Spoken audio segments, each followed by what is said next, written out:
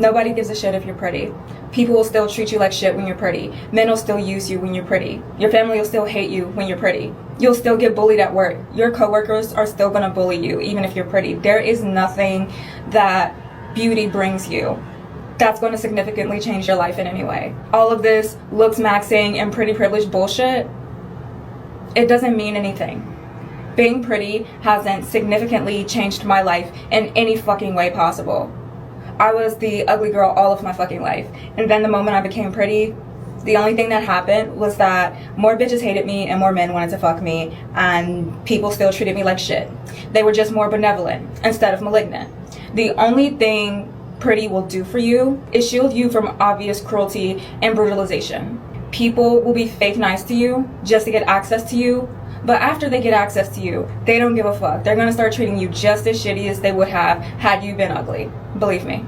Being pretty doesn't matter. Nobody gives a shit if you're pretty.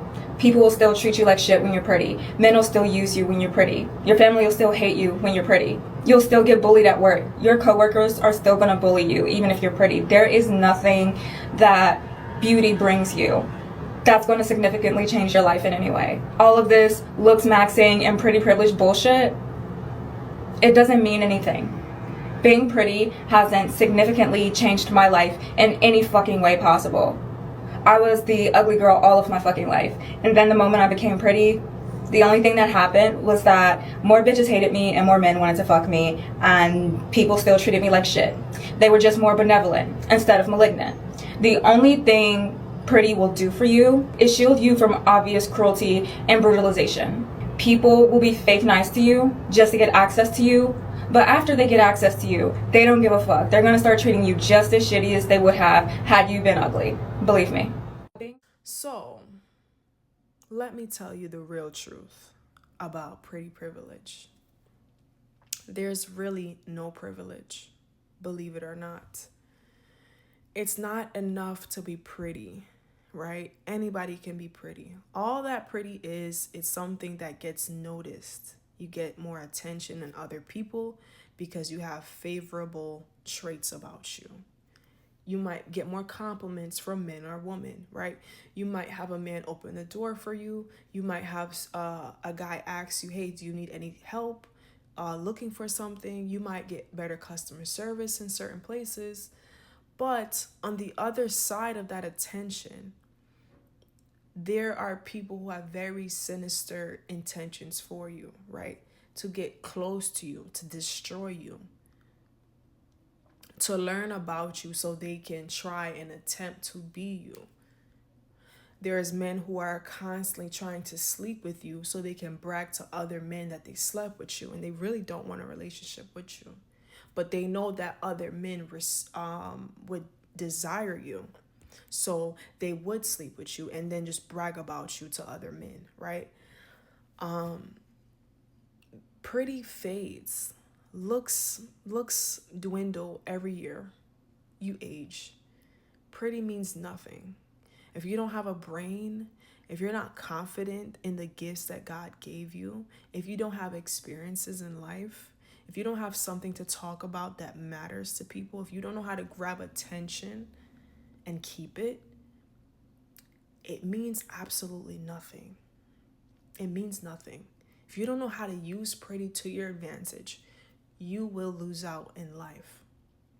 I have wasted so much time in my 20s relying on outside validation, relying on men to love me and see my pain and see my transgressions and humanize me. And I've never been humanized. I've never been humanized at all. A lot of times, looking back, I was just a trophy for a man.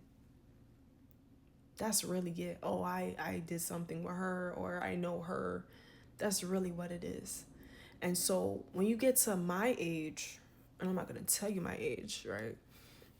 I'm not old, but I'm not going to tell you my age. You start to realize, in my case, what really matters to me is just to have transactional relationships, because you're never going to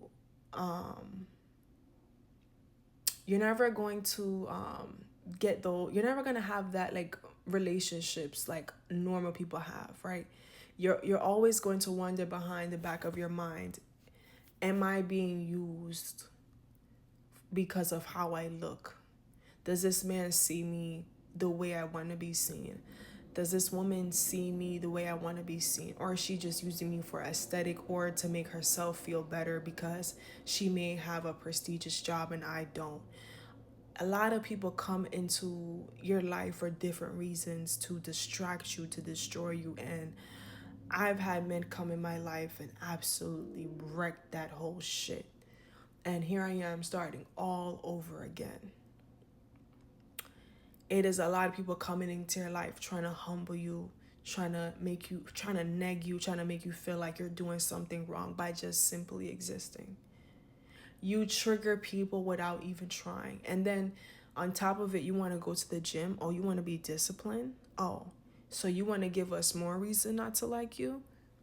Now you are triggering people left, right, and fucking center. Oh, you want to be a black woman and you want to be confident?